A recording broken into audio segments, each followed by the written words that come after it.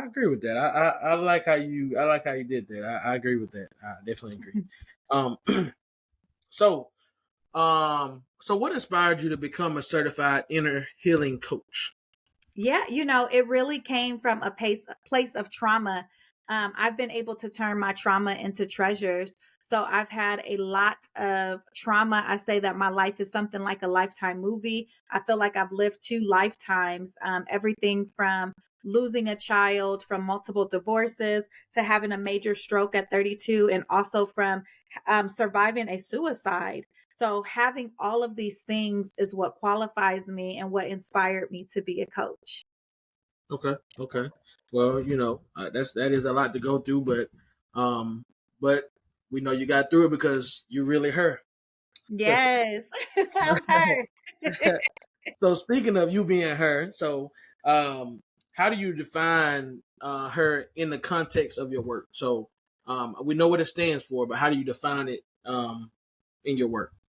Yeah, so I believe, her starting with the H, it's a woman and a man, but we want him to be him, but it's someone that is walking through their healing.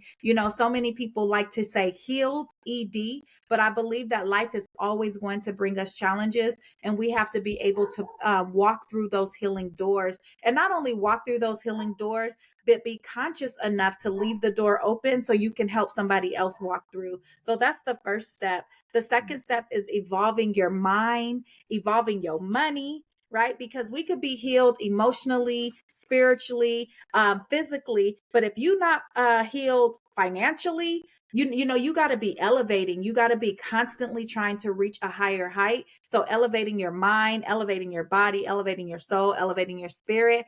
And then restoration. Restoration means really going back to a place that you were intended to be before the hurt, before the trauma. And then also being in relationship with yourself and with others, like really restoring the relationship with yourself. So many people, the reason why they can't heal is because they have literally locked themselves in a cage, and they are not restored with themselves. So how can you have a positive relationship with others if you haven't restored your relationship with yourself?